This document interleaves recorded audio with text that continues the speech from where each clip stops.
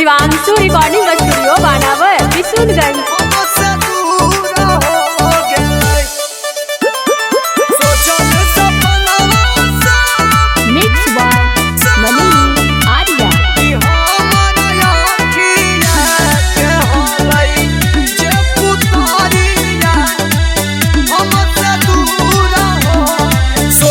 सपना चकना चूर हो गए, चकना चूर हो गए। सोचल सपना चकना चूर हो गए कि हमारा आखिया के हलई जे पुतरिया पुतरिया हमसे दूर हो गए कि हमारा आखिया के हलई जे पुतरिया पुतरिया हमसे दूर हो गई, हमसे दूर हो गई। म्यूजिक बाय नितिक नयन।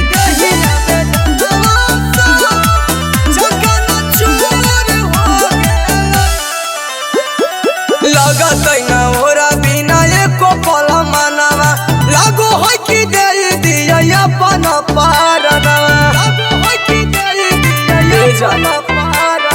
लगत न होरा बिना एको पल मनवा लागो है कि दे दिया अपन पारना।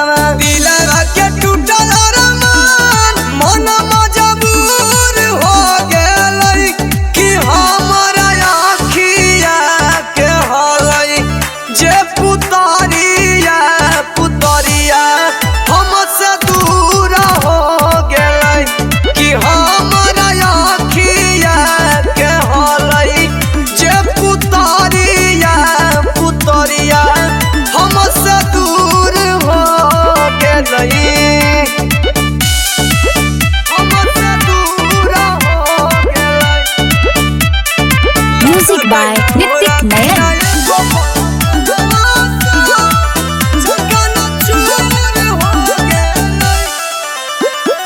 जाना बिना होई गेलै देहिया बेजाना रे, छोड़ी के परिंदा उड़ गेलै आसमान रे, छोड़ी के परिंदा उड़ गेलै आसमान। जाना बिना होई गेलै देहिया बेजाना रे, छोड़ी के परिंदा उड़ गेलै आसमान रे। टूनी टाइगर रे आसे का कसूर हो गेलै कि हमारा आखिया के हलई जे पुतरिया पुतरिया हमसे दूर हो गेलै कि हमारा आखिया के हलई जे पुतरिया पुतरिया हमसे दूर हो गेलै। शिवांशु रिकॉर्डिंग स्टूडियो बानावर विशुनगंज।